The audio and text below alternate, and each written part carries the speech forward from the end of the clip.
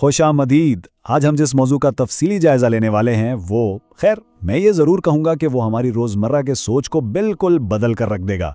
हम वासिफ अली वासिफ की इंतहाई गहरी और बातनी तालीमात को डीकोड करने वाले हैं। ये कोई आम सी बातें नहीं हैं, बल्कि ये वो राज हैं जो हमारे अंदरूनी वजूद के दरवाजे खोल सकते हैं। तो चलें इस सफ़र का आगाज़ करते हैं। अच्छा, ज़रा एक लम्हे के लिए रुकें और सोचें कि हमने हमेशा से ये नहीं सुना कि जन्नत बस मरने के बाद ही मिलेगी, एक ऐसी जगह जहां पहुंचने के लिए रोज़े महशर का इंतज़ार करना होगा। लेकिन वासिफ अली वासिफ हम एक हैरानकुन चैलेंज देते हैं। क्या हो अगर दायमी सरवर और सुकून की वो कैफियत इसी दुनिया में मिल जाए? बज़ाहिर तो नामुमकिन लगता है ना, लेकिन आइए मिलकर देखते हैं कि ये कैसे मुमकिन है। तो आज के इस जायजे में हम इन 4 बुनियादी चीज़ों को समझेंगे। 1. इस दुनिया में जन्नत। 2. गैर अल्लाह और हिजाब इबादत। 3. तसव्वुर शेख की रहनुमाई। और आखिर में तसव्वुफ का सबसे गहरा राज, मरने से पहले मरना। हम जल्दी से इन सब को एक एक करके समझेंगे। पहला हिस्सा, इस दुनिया में जन्नत। ये वाकई एक बहुत बड़ा पैराडाइम शिफ्ट है, जहां जन्नत सिर्फ एक जोग्राफियाई मकाम नहीं बल्कि इंसान की एक अंदरूनी हकीकत और कैफियत का नाम बन जाती है। अब देखें, ज़राए के मुताबिक जन्नत को सिर्फ नहरों और साएदार दरख्तों तक महदूद समझना दरअसल उसकी असल रूह को नज़रअंदाज करने वाली बात है। असल जन्नत क्या है? वो है अल्लाह ताला का मुकम्मल क़ुर्ब और नबी करीम सल्लल्लाहु अलैहि वसल्लम से सच्चा इश्क। बस अगर किसी के दिल में ये इश्क और क़ुर्ब आ जाए तो यकीन माने वो इंसान इसी दुनिया में बिल्कुल इसी लम्हे जन्नत का सुरूर महसूस कर रहा है। और इसके बरक्स दोज़ख क्या है? इन हस्तियों से दूरी का नाम ही दोज़ख है। यहाँ ज़राए में एक बुजुर्ग की बड़ी कमाल की बात नकल की गई है जो सीधी दिल पर लगती है। वो कहते हैं कि जन्नत का दरवाज़ा इधर ही है, इधर ना मिला तो आइंदा कहाँ मिलेगा। इसका सीधा सा मतलब ये है कि अगर हतमी मंजिल तक पहुँचना है तो सफ़र का आगाज़ तो यहीं से, इसी मौजूदा ज़िंदगी से करना पड़ेगा ना। जो इंसान यहाँ इस मोहब्बत को दरियाफ्त नहीं कर सका, वो आगे जाकर अचानक कैसे पालेगा? तो फिर यहीं से एक सवाल पैदा होता है, गैर अल्लाह और हिजाब इबादत क्या है? अगर कुर्ब ही जन्नत है तो वो कौन सी चीज़ है जो हमें उस सुकून से निकालकर दुनिया की उलझनों में कैद कर देती है? हम उमूमन सोचते हैं कि बस बड़े बड़े वाज़े गुनाह ही हमें दूर करते हैं, लेकिन ज़राए हमें गैरुल्लाह की बड़ी ही गहरी डेफिनेशन देते हैं। कायनात में कोई चीज़ बज़ाते खुद बुरी नहीं है, बल्कि कोई भी चीज़, कोई भी रिश्ता या कोई भी ऐसा काम जो दिल से खालिक की मोहब्बत और डर को कम कर दे, वो गैरुल्लाह बन जाता है। बल्कि यूँ कह लें कि ये वो चीज़ें हैं जो हमारे अंदर के खुदाई कुतुबनमा यानी उस डिवाइन कंपास की सुई को ही ख़राब कर देती हैं। और ये नफ्स के जाल कितनी खामोशी से बिछते हैं। ज़रा रोज़मर्रा की चीज़ों को देखें, माल जमा करके उसे बार बार गिनना, औलाद की ऐसी अंधी मोहब्बत जो हक के रास्ते में रुकावट बन जाए, घरों को गैर ज़रूरी सजाते रहना, या फिर दीन के नाम पर अपनी ही अना का सफ़र शुरू कर देना, यानी तकब्बुर से तबलीग करना। इंसान को पता भी नहीं चलता और वो बड़ी आसानी से इन आम चीज़ों के ज़रिए कैद हो जाता है। अब यहाँ एक बड़ा ही हैरानकुन और झंझोड़ देने वाला तजाद सामने आता है। क्या इबादत भी इंसान को दूर कर सकती है? बिल्कुल। वासिफ अली वासिफ इसे हिजाब इबादत कहते हैं। ये एक ऐसा बारीक पर्दा है जहाँ इंसान इबादत तो कर रहा है, लेकिन वो इबादत उसके अंदर आजिज़ी पैदा करने के बजाय तकब्बुर पैदा कर रही है। वो खुद को दूसरों से बेहतर और बरतर समझने लगता है, और बस यही वो मुकाम है जहां इबादत ही उसे एक फरेब में मुब्तला कर देती है। तो इन दोनों में फ़र्क करना बहुत ज़रूरी है। एक तरफ हकीकी बंदगी है जो गहरी आजिज़ी लाती है और मोहब्बत बढ़ाती है, और दूसरी तरफ ये हिजाब इबादत है जिससे सिर्फ तकब्बुर और नफ़रत जन्म लेती है। ज़राए में मस्जिद ज़र्रार की बड़ी ज़बरदस्त मिसाल दी गई है, जिसे मुनाफिकीन ने बज़ाहिर तो इबादत के लिए बनाया था, लेकिन चूंकि बुनियाद में तकब्बुर और तफरीक थी, इसलिए उस खाली ढांचे को मुकम्मल तौर पर रद्द कर दिया गया। नियत और आजिज़ी के बगैर इबादत बस एक हिजाब है। अब आते हैं तीसरे हिस्से पर, तसव्वुर शेख की रहनुमाई। अगर नफ्स के ये जाल इतने ही पोशीदा और धोखेबाज हैं तो फिर इनसे बचने का रास्ता क्या है? हमें कौन सा कुतुबनुमा चाहिए? इसका हल तसव्वुर शेख में बताया गया है। अब ये कोई अजीब व गरीब तसव्वुर नहीं है, बल्कि सीधी सी बात है, अपने ख्यालात और आमाल को एक ऐसे रूहानी मुर्शिद के ज़ाविये से देखना जो अल्लाह के करीब हो। बिल्कुल वैसे ही जैसे इम्तिहान देते हुए एक तालिब इल्म को अपने उस्ताद की रहनुमाई याद आती है। जब इंसान दुनिया के शोर में भटकने लगता है तो ये तसव्वुर उसे गलत कदम उठाने से बचाता है। तो ये काम कैसे करता है? इसके इर्तकाई मराहिल हैं। पहले, इंसान की सोच और ख्यालात मुर्शिद की रहनुमाई के सांचे में ढलते हैं। जब सोच एक होती है तो खुद ब खुद आमाल भी वैसे ही हो जाते हैं। और फिर मुस्तकिल मश्क के बाद एक ऐसा वक्त आता है जब इंसान की अपनी रूहानी बसीरत जाग जाती है, वो चीज़ों को इसी शफाफियत से देखने लगता है और नफ्स के तमाम फरेब टूट जाते हैं। और अब हम पहुंचे हैं इस जायजे के सबसे ताकतवर और आखिरी हिस्से तक, मरने से पहले मरना। ये रूहानी आज़ादी हासिल करने का बिल्कुल हतमी राज है। रूहानियत की ज़बान में इसे फना और बका कहा जाता है। असल में जीने के लिए इंसान को अपनी खुद गर्जाना ख्वाहिशात, अपनी मैं और इन सारी दुनियावी आरजुओं से दस्तबरदार होना पड़ता है, यानी उन्हें फना करना पड़ता है। जब एक इंसान अपनी मर्जी को मुकम्मल तौर पर खालिक की रज़ा में गुम कर दे तो वो दुनियावी फिक्रों से बिल्कुल आज़ाद हो जाता है। फिर उसकी ज़िंदगी मादी वजूहात की मोहताज नहीं रहती, और यही तो असल बका है। इस गहरे फ़लसफ़े को समझने के लिए ज़राए में बड़ी ही कमाल की एक कहानी, एक इस्तियारा दिया गया है। ज़रा तसव्वुर करें, एक सौदागर है और उसने एक तोते को पिंजरे में कैद किया हुआ है। सौदागर जंगल की तरफ सफ़र पर जा रहा है तो तोता उससे कहता है कि जंगल में आज़ाद तोतों को मेरा सलाम देना और उनसे पूछना कि आखिर इस कैद से निकलने का रास्ता क्या है। अब सौदागर जंगल में जाकर उन आज़ाद तोतों को वो पैगाम देता है, और वहाँ एक हैरानकुन वाक़या होता है। वो आज़ाद तोते दरख्तों से मुर्दा होकर नीचे गिरने लगते हैं। सौदागर वापस आता है और अपने तोते को ये अजीब और अफसोसनाक बात बताता है, लेकिन वो तोते दरअसल मरे नहीं थे। उन्होंने उस कैदी तोते को एक खामोश पैगाम भेजा था कि अगर पिंजरे से निकलना है ना तो मरने से पहले मर जाओ। कैदी तोते को फौरन बात समझ आ गई। उसने भी बिल्कुल वैसे ही मरने की अदाकारी की। सौदागर ने समझा ये तो मर गया है। इसने तोते को उठाकर पिंजरे से बाहर फेंक दिया और तोता फौरन उड़कर आज़ाद हो गया। अब देखें, इस कहानी में पिंजरा दरअसल ये दुनिया और हमारी अना है, और अपनी अना खुदगर्ज ख्वाहिशात को मार देना ही वो मौत है जो इंसान को हतमी और हमेशा की आज़ादी दिला सकती है। हम आज के इस तफसीली जायजे का इख्तिताम इस ज़बरदस्त और फिक्रंगेज शेर पर करेंगे। अपनी मंजिल आप जो तय कर गया वो यहाँ मरने से पहले मर गया। मतलब जो शख्स ज़िंदगी के असल मकसद को पा लेता है और अपनी अना के खौल को तोड़ देता है, वो जिस्मानी मौत से पहले ही अबदी ज़िंदगी पा लेता है। तो क्या हम आज इसी लम्हे अपने अंदर के नफ्स को मारने के लिए तैयार हैं ताकि वो जन्नत का सुकून पा सकें जो इसी दुनिया में मुंतज़िर है? ये एक ऐसा सवाल है जो यकीनन हमें बहुत कुछ सोचने पर मजबूर कर देगा। देखें, फर्ज करें कि एक शख्स है जिसने अपनी सारी जिंदगी एक बहुत ही तारीक कैद खाने में गुजार दी है। अच्छा।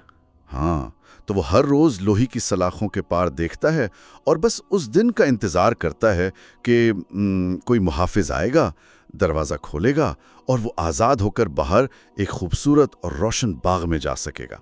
और पता है, वो इसी इंतजार में बैठे बैठे बूढ़ा हो जाता है। बहुत क्लासिक सी मिसाल है ये। बिल्कुल, लेकिन ज़रा सोचें कि क्या हो अगर किसी दिन उसे ये पता चले कि उस कैद खाने का दरवाज़ा तो कभी मुकफिल था ही नहीं। अरे वाह! यानी वो जिस आज़ादी का, जिस जन्नत का मौत के बाद इंतज़ार कर रहा है, उसकी चाबी तो इसी दुनिया में बिल्कुल इसी लम्हे उसके अपने हाथ में मौजूद थी।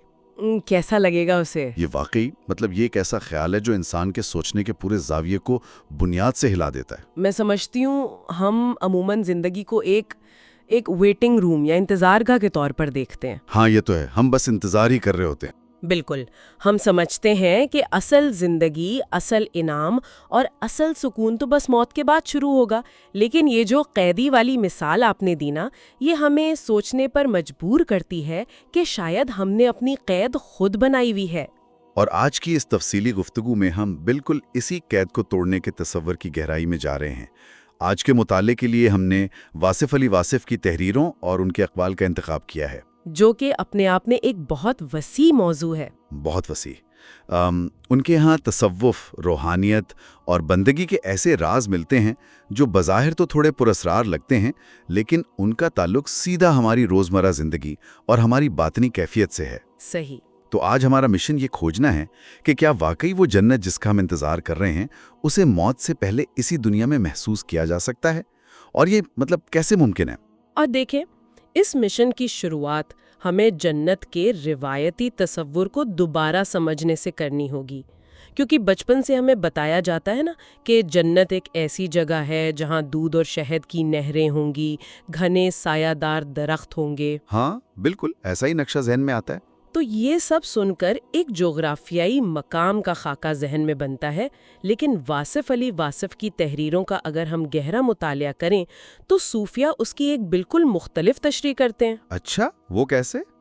میری نظر میں صوفیہ کے نزدیک یہ جو مادی اور جسمانی ضروریات کی مثالیں ہیں نا، جنت دراصل ان سے ہٹ کر روح کی تسکین کا ایک باطنی مقام ہے۔ مجھے اس بات کی تھوڑی اور وضاحت چاہیے ہوگی۔ مطلب اگر جنت ایک کیفیت کا نام ہے تو پھر ان نہروں اور درختوں کے ذکر کا کیا مقصد ہے؟ اسے منطقی انداز میں دیکھتے ہیں۔ فرض کریں ایک شخص ہے جسے دودھ راسی نہیں آتا یا وہ اسے ہضم نہیں کر سکتا، تو اس کے لیے دودھ کی نہر کیا کشش رکھے گی؟ ظاہر ہے کوئی کشش نہیں ہوگی۔ یا کوئی انسان جو پہلے ہی شدید سردی میں ٹھٹھر رہا ہے، اسے سایہ دار درخت کی بھلا کیا ضرورت ہوگی؟ ہاں، یہ بات تو آپ کی بالکل ٹھیک ہے، اسے تو دھوپ چاہیے ہوگی۔ بالکل۔ تو یہ تمام چیزیں ان لوگوں کو سمجھانے کے لیے استعارے ہیں جو مادی دنیا سے جڑے ہیں، لیکن اصل جنت جو روح کی جنت ہے وہ اللہ تعالیٰ کا تقرب اور عشق رسول صلی اللہ علیہ وآلہ وسلم ہے۔ سبحان اللہ۔ دیکھیں، اگر کسی انسان کو اس دنیا میں جیتے جی اللہ کی قربت کا احساس نہیں ملا، اسے یہ سمجھ ہی نہیں آیا کہ یہ کیفیت کیسی ہوتی ہے، تو وہ مرنے کے بعد اس مقام کو کیسے محسوس کرے گا؟ بالکل۔ اور یہاں مجھے مطالعے کے مواد میں موجود ایک مثال یاد آ رہی ہے جس نے مجھے بہت متاثر کیا۔ اس میں لکھا تھا کہ ایک ہے لفظ جنت اور ایک ہے جنت نام کی شے۔ ہاں، وہ بہت زبردست حصہ تھا۔ اور اس کی تشبیہ کچھ یوں دی گئی کہ جیسے کوئی شخص کہے کہ باپ نام کا آدمی آیا ہے اور دوسرا کہے ابا آیا ہے۔ تو میں چاہوں گا کہ ہم اس استعارے کو ذرا کھول کر بیان کریں۔ ضرور۔ یہ ایک بہت ہی طاقتور اور جذباتی تشبیہ ہے۔ دیکھیں، جب کوئی کہتا ہے نا کہ باپ نام کا آدمی آیا ہے تو اس میں ایک دوری محسوس ہوتی ہے، ایک تکلف سا ہے۔ بالکل، ایک تعارف تو ہے، رشتہ بھی معلوم ہے، لیکن محبت اور قربت کی وہ گرماشی غائب ہے۔ لیکن جب کوئی کہتا ہے ابا، تو اس ایک لفظ میں محبت، تحفظ، اپنائیت اور سکون کی پوری دنیا سمٹ آتی ہے۔ صحیح، کیا بات ہے۔ تو جنت کو محض ایک انعام سمجھ کر اس کا انتظار کرنا کہ مرنے کے بعد کچھ ملے گا، یہ باپ نام کا آدمی والی کیفیت ہے۔ یعنی صرف ایک معلومات کی حد تک رشتہ ہے۔ جی، لیکن جب انسان کا دل اللہ کی یاد میں مطمئن ہو جاتا ہے، اسے ہر حال میں اپنے خالق کا قرب محسوس ہونے لگتا ہے، تو وہ ابا والی کیفیت ہے، اور اس قربت کے بعد جنت کا انتظار ختم ہو جاتا ہے، کیونکہ وہ انسان اسی دنیا میں جنتی کیفیت میں جی رہا ہوتا ہے۔ یہ بات سننے میں تو بہت پرسکون لگتی ہے، لیکن اگر ہم اسے عملی زندگی پر لاگو کریں تو ایک بہت بڑی الجھن پیدا ہوتی ہے۔ وہ کیا؟ دیکھیں، اگر جنت قربت کا نام ہے اور قربت پانے کے لیے اس دنیا کی خواہشات سے جان چھڑانی ہے، تو ایک عام انسان یہ کیسے کرے آج کے دور میں؟ ہاں، یہ سوال تو اٹھتا ہے۔ کیونکہ مواد میں ایک تصور بار بار آیا ہے، اور وہ ہے موت سے پہلے مرنا۔ میں سچ کہوں تو جب میں یہ پڑھ رہا تھا نا، مجھے یہ تصور تھوڑا سا خوفناک لگا۔ اچھا، خوفناک کیوں لگا؟ مطلب کیا اس کا یہ مطلب ہے کہ انسان دنیا سے بالکل کٹ جائے، سب کچھ چھوڑ چھاڑ کر جنگل میں بیٹھ جائے؟ نہیں، بالکل نہیں، اور یہی وہ جگہ ہے جہاں اکثر لوگ تصوف کو غلط سمجھ لیتے ہیں۔ تو پھر اصل مطلب کیا ہے اس کا؟ دیکھیں، موت سے پہلے مرنے سے مراد جسمانی موت یا دنیاوی فرائض سے بھاگنا ہرگز نہیں ہے۔ اس سے مراد اپنی انا، اپنی ذاتی مرضی اور اپنی ان خواہشات کی موت ہے جو انسان کو اللہ کی رضا سے دور کرتی ہیں۔ اپنی انا کی موت۔ جی، جب ہم تصوف کی اصطلاحات میں فنا اور بقا کی بات کرتے ہیں تو یہ اسی عمل کا نام ہے۔ فنا کا مطلب ہے اپنی انا کو مٹا دینا، اور بقا کا مطلب ہے اللہ کی مرضی میں ہمیشہ کی زندگی پا لینا۔ تو اس کا کوئی عملی طریقہ بتائیں گی؟ فرض کریں ایک شخص بینک میں نوکری کرتا ہے، اسے اپنے بچوں کی فیس دینی ہے، مکان کا کرایہ دینا ہے۔ بالکل عام انسان کے مسائل ہیں۔ ہاں، تو کیا وہ اپنی انا کو مارنے کے چکر میں ترقی کی خواہشی چھوڑ دے؟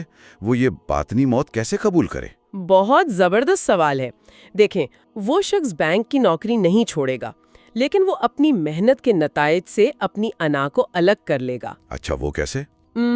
مطلب وہ اپنا بہترین کام کرے گا، لیکن اگر اسے ترقی نہیں ملتی تو وہ حسد، غصے یا ڈپریشن کا شکار نہیں ہوگا، کیونکہ اس نے اپنی مرضی کو اللہ کی مرضی کے تابع کر دیا ہے۔ یعنی وہ نتیجے کو دل پر نہیں لے گا۔ طوطے اور سوداگر والی کہانی کی کچھ سمجھ آ رہی ہے جو ہمارے ذرائع میں دی گئی تھی۔ ہاں، وہ کہانی بہت معنی خیز ہے۔ میں چاہوں گا کہ آپ اس کے باطنی مطلب کو واضح کریں، لیکن پہلے میں تھوڑا سا کہانی کا پس منظر دے دوں۔ کہانی کچھ یوں تھی کہ ایک سوداگر جنگل جا رہا تھا جہاں آزاد طوطے رہتے تھے، جی، اور اس کے اپنے قیدی طوطے نے اسے پیغام دیا کہ میرے آزاد ساتھیوں کو میرا سلام کہنا اور بتانا کہ میں پنجرے میں ہوں۔ تو سوداگر نے جب جنگل جا کر وہ پیغام سنایا تو وہ آزاد طوطے یکے بعد دیگرے زمین پر گرے اور بظاہر مر گئے۔ سوداگر واپس آیا اور اس نے اپنے طوطے کو یہ افسوسناک خبر سنائی تو وہ قیدی طوطا بھی پنجرے میں گر کر مر گیا۔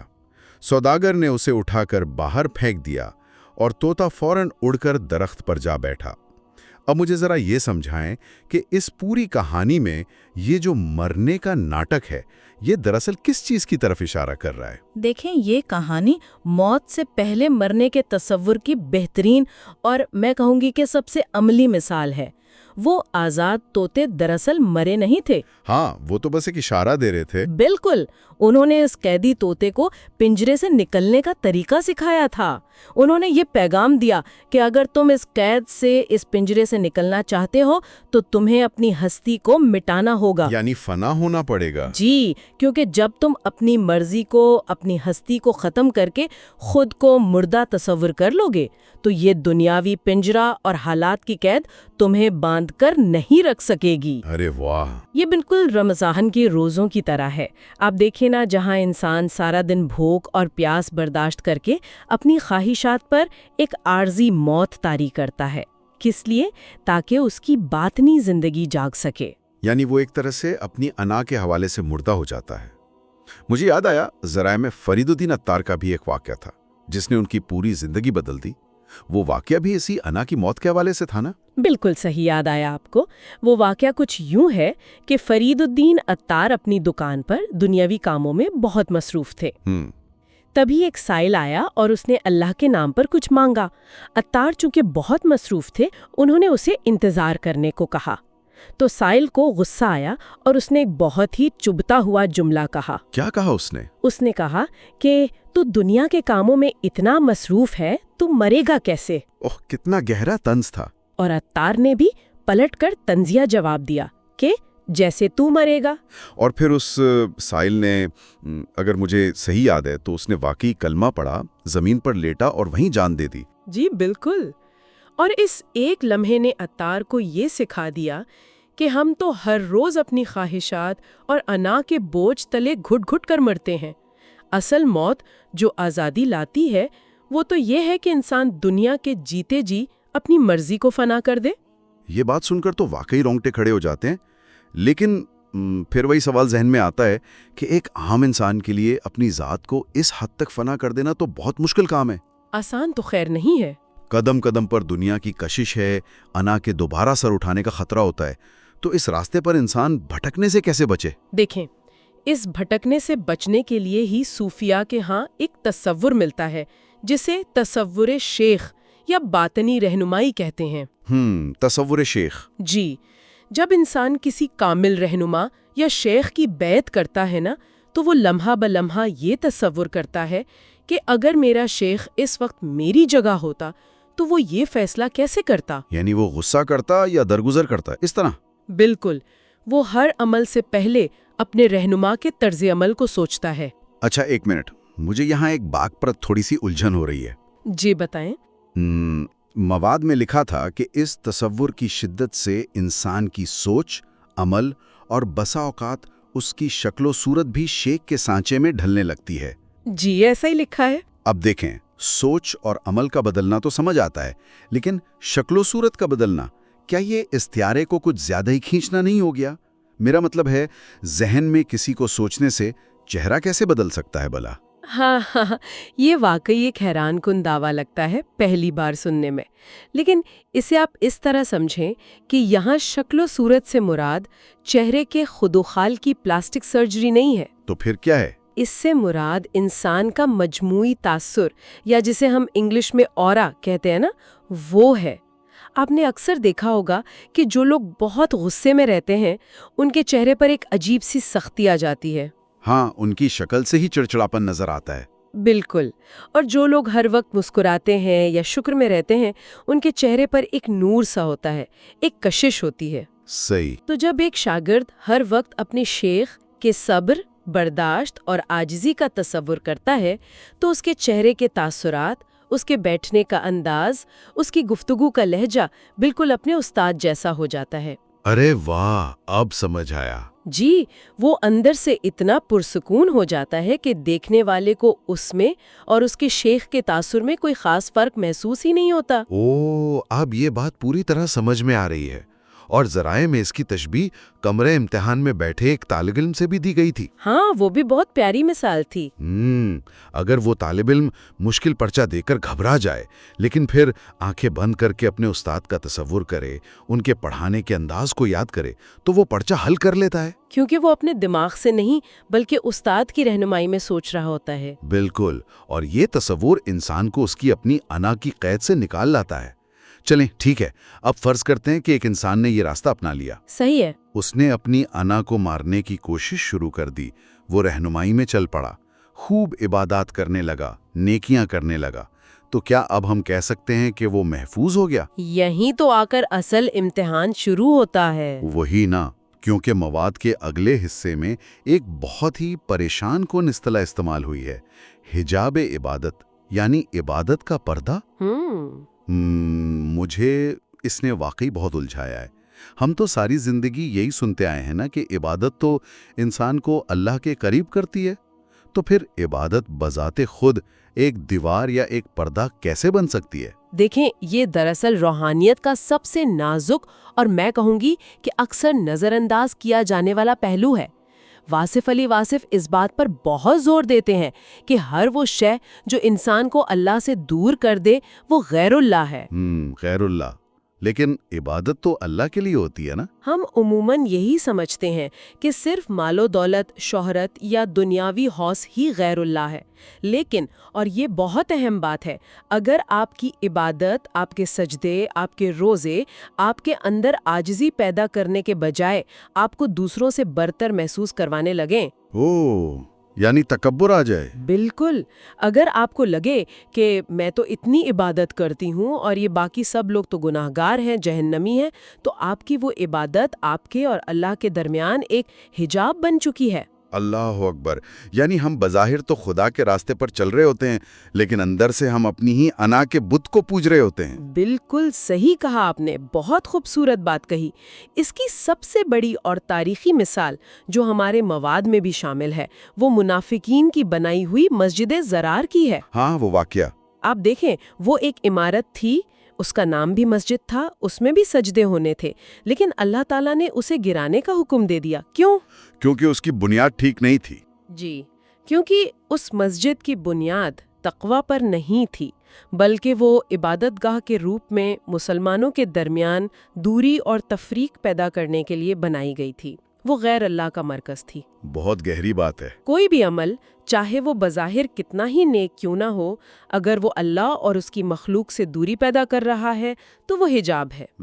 یہ بات تو انسان کو اپنے ہر عمل کا محاسبہ کرنے پر مجبور کر دیتی ہے۔ لیکن اچھا، جب آپ غیر اللہ کی بات کرتی ہیں تو ایک اور سوال ذہن میں آتا ہے۔ پوچھئے۔ دنیا میں تو ہم بہت سے رشتوں سے محبت کرتے ہیں، ماں باپ، بہن بھائی، تو کیا انسان کی انسان سے محبت یا اپنی اولاد سے جو ایک فطری محبت ہوتی ہے، یہ سب بھی غیر اللہ ہے؟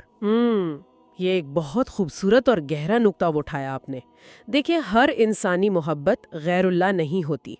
صوفیہ اسے اس طرح پرکھتے ہیں کہ اگر کوئی محبت انسان کو اللہ سے دور کر رہی ہے، اس کے فرائض سے غافل کر رہی ہے، تو وہ غیر اللہ ہے۔ صحیح۔ لیکن اگر کوئی محبت اللہ کی رضا کے دائرے میں ہے تو وہ غیر اللہ نہیں بلکہ عین اللہ ہے۔ جیسے حضرت یعقوب علیہ السلام کی مثال، ذرائع میں اس کا خاص طور پر ذکر تھا۔ جی ہاں، بالکل وہی مثال حضرت یعقوب علیہ السلام کی اپنے بیٹے حضرت یوسف علیہ السلام کے لیے جو شدید محبت تھی، جس میں وہ رو رو کر اپنی بنائی تک کھو بیٹھے تھے۔ ہاں، وہ واقعہ تو سبھی جانتے ہیں۔ تو وہ محبت غیر اللہ نہیں تھی، کیوں؟ کیونکہ ایک نبی کی محبت کبھی بھی اللہ کی مرضی کے خلاف نہیں ہو سکتی. وہ محبت عین اللہ تھی، یعنی اللہ کی مرضی کا ہی ایک حصہ تھا. یعنی اصل چیز ہمیشہ انسان کی نیت اور اس کی باطنی کیفیت ہوتی ہے. بالکل، نیت ہی سب کچھ ہے. اور میرے خیال میں یہی باطنی کیفیت انسان کے آخری وقت کا، اس کے انجام کا فیصلہ بھی کرتی ہے. ہمارے مطالعے کا آخری حصہ اسی بارے میں ہے نا، آخری سانس کا خیال. جی، یہ حصہ بہت چشم کشا ہے. مواد میں نیند اور موت کا ایک بہت دلچسپ موازنہ کیا گیا ہے کہ انسان جس کیفیت میں سوتا ہے بالکل اسی کیفیت میں وہ جاگتا ہے. ایسا ہی ہے کیونکہ موت دراصل ایک طویل نیند کی ہی طرح ہے. اس قانون قدرت کو سمجھنے کے لیے آپ اصحاب کہف کا واقعہ دیکھیں. جو غار میں سو گئے تھے؟ جی، جو سینکڑوں سال غار میں سوتے رہے. وہ ظاہر ہے کوئی عام نیند نہیں تھی، لیکن جب وہ کئی صدیوں بعد بیدار ہوئے تو ان کا پہلا احساس اور پہلا مطالبہ کیا تھا؟ انہیں بھوک لگی تھی؟ بالکل، خوراک کا مطالبہ تھا ان کا، کیونکہ جس وقت ان پر نیند طاری کی گئی وہ بھوک اور پیاس کی حالت میں تھے. یہ قدرت کا اصول ہے کہ آپ آخری سانس کے وقت جس خیال یا کیفیت میں ہوں گے نا، روز محشر اسی کیفیت میں اٹھائے جائیں گے. مطلب اگر کوئی شخص ساری زندگی دنیاوی لالچ، پیسے کی ہوس اور حسد میں جیا ہے تو موت کے وقت بھی وہی خیالات اس پر حاوی ہوں گے؟ لازمی بات ہے. اور وہ اسی پریشانی میں اٹھے گا. تبھی کہتے ہیں کہ مرتے وقت ذہن میں کلمہ اور درود کا ہونا بہت بڑی سعادت ہے. بالکل، اور یہ سعادت صرف ان کو ملتی ہے جنہوں نے زندگی بھر اس کیفیت کی مشق کی ہو. لیکن اچھا، یہاں ایک اور حیران کن چیز سامنے آتی ہے. ہم نے قدرت کے ان سخت اصولوں کی بات کی، لیکن مواد میں قدرت کے استثناء یعنی ایکسیپشنز پر بھی کافی بات کی گئی ہے. جی، استثناء کا پہلو بہت دلچسپ ہے. اس میں ایک قصہ تھا جس نے مجھے بہت حیران کیا. کسی علاقے کا ایک قطب فوت ہو گیا تھا. سب سے پہلے تو ہمارے سننے والوں کے لیے ذرا یہ واضح کریں کہ یہ قطب ہوتا کیا ہے. تصوف کی اصطلاح میں قطب کسی بھی دور یا علاقے کا ایک انتہائی بلند پایہ روحانی رہنما ہوتا ہے، جسے اللہ کی طرف سے اس علاقے کی روحانی ذمہ داری سونپی جاتی ہے. یہ ایک بہت بڑا مقام ہے روحانیت میں. ٹھیک ہے، تو کہانی یہ تھی کہ اس قطب کا انتقال ہو گیا اور اس کی جگہ کسی نئے شخص کو نامزد کرنے کا وقت آیا. لیکن اس وقت وہاں کوئی بھی نیک یا عبادت گزار شخص موجود نہیں تھا. وہاں صرف ایک چور تھا جو چوری کی نیت سے آیا ہوا تھا اور اسی کو پکڑ کر قطب بنا دیا گیا. جی، ایسے ہی لکھا ہے. اب دیکھیے، یہ بات میری سمجھ سے بالکل باہر ہے کہ قدرت اپنے ہی قوانین کے نیک اعمال کا صلہ ملے گا اسے توڑ کر ایک چور کو اتنا بڑا مقام کیسے دے سکتی ہے؟ دیکھیں، یہی تو قدرت کا استثناء ہے. اللہ تعالیٰ اپنے بنائے ہوئے قوانین کا خود محتاج نہیں ہے. وہ کیسے؟ قانون کہتا ہے نا کہ بارش ہوگی تو فصل آگے گی، لیکن اللہ نے صحرا میں بغیر کسی بارش یا محنت کے بنی اسرائیل پر من و سلوہ اتارا. یہ تو ہے. قانون کہتا ہے کہ بچہ بغیر باپ کے پیدا نہیں ہو سکتا، لیکن حضرت عیسیٰ علیہ السلام کی ولادت ایک واضح استثناء ہے. اور یہ جو چور والا واقعہ آپ نے بتایا، اس کا اصل سبق یہ ہے کہ کوئی بھی انسان اندر سے برا نہیں ہوتا. بہت گہری بات کہہ رہی ہیں آپ. جی، یہ دنیاوی مجبوریاں، حالات اور جو ضروریات ہوتی ہیں نا، یہ اسے غلط کاموں پر مجبور کرتی ہیں. اگر آپ اس کی مجبوری ہٹا دیں، اسے اللہ کی رحمت کے سائے میں لے آئیں، تو وہی شخص قطب بن سکتا ہے. ارے واہ! اسی لیے صوفیہ کہتے ہیں کہ برائی سے نفرت کریں، برے انسان سے نہیں. یہ بات واقعی دل کو چھو لینے والی ہے. انسان کو برے اعمال سے الگ کر کے دیکھنا ایک بہت بڑی شفقت ہے. تو اگر ہم آج کے اس پورے سفر کا خلاصہ کریں تو ہم نے سیکھا کہ جنت موت کے بعد ملنے والے کسی انعام کا نام نہیں ہے. بالکل نہیں. بلکہ وہ تو اسی لمحے، اسی دنیا میں اللہ کی قربت اور اپنی انا کو فنا کرنے میں ہے. اور عبادات پر غرور کرنے کے بجائے نیت کو خالص رکھنا ہی اصل راستہ ہے. 100% درست. اور یہ سب جاننے کا اصل مقصد نا ہمیں معلومات کے بوجھ تلے دبانا نہیں ہے، بلکہ ہمیں اس دنیا کی دوڑ دھوپ کی ٹینشن اور ان الجھنوں سے نکال کر ذہنی سکون کی طرف لے جانا ہے. اور اسی سکون کے حوالے سے اس جائزے کو ختم کرنے سے پہلے میرے ذہن میں ایک خیال آ رہا ہے جس پر میں آپ کی رائے جاننا چاہوں گا. جی ضرور بتائیں. ہم نے قدرت کے استثناء کی بات کی اور موت سے پہلے مرنے کی بات کی کہ کیسے یہ اپنی انا کی قید سے نکلنے کا راستہ ہے. تو ذرا سوچئے، آج کی اس جدید دنیا میں جہاں ہر طرف ایک پاگلوں والی دوڑ لگی ہوئی ہے، ہاں، ہر کوئی بھاگ رہا ہے۔ بالکل، ہر شخص خود کو ثابت کرنے میں، اپنا ایک سٹیٹس بنانے میں، شہرت اور پیسے کے پیچھے بھاگ رہا ہے۔ ایک نہ ختم ہونے والی دوڑ ہے۔ تو اگر اس ہجوم میں کوئی انسان واقعی اپنی انا کو مار دے، وہ اس حد تک خود کو فنا کر دے کہ اس کی اپنی کوئی مرضی باقی ہی نہ رہے، اسے اس بات کی پرواہ ہی نہ ہو کہ دنیا اس کے بارے میں کیا سوچتی ہے، تو کیا وہ اس جدید دنیا کی اس خوفناک دوڑ میں ایک ایسا استثناء نہیں بن جائے گا؟ یہ ایک کمال کا زاویہ سوچا ہے آپ نے۔ واقعی جو انسان اپنی انا کے حوالے سے پہلے ہی مر چکا ہو، اسے زوال کا، نوکری جانے کا یا دنیاوی نقصان کا بھلا کیا خوف ہو سکتا ہے؟ کوئی خوف نہیں ہوگا۔ وہ تو ان تمام خوفوں سے مکمل آزاد ہو جائے گا۔ بالکل، جو پہلے ہی مر چکا ہے اسے دنیا کا کوئی پنجرہ کیسے قید رکھ سکتا ہے؟ وہ اس دنیا میں رہتے ہوئے بھی دنیا سے آزاد ہوگا۔ یہ واقعی ایک بہت طاقتور خیال ہے۔ یہ ایک ایسا سوال ہے، ایک ایسا خیال ہے جس پر ہم سب کو تنہائی میں بیٹھ کر غور کرنا چاہیے۔ کیا ہم اس قید خانے کی سلاخوں کو پکڑ کر روتے رہیں گے، یا یہ تسلیم کریں گے کہ دروازہ تو ہمیشہ سے کھلا تھا، فیصلہ ہمارا ہے؟ آج کی اس تفصیلی گفتگو میں ہمارے ساتھ اس باطنی سفر پر نکلنے کا بے حد شکریہ۔ اپنی ذات کی تلاش جاری رکھیے۔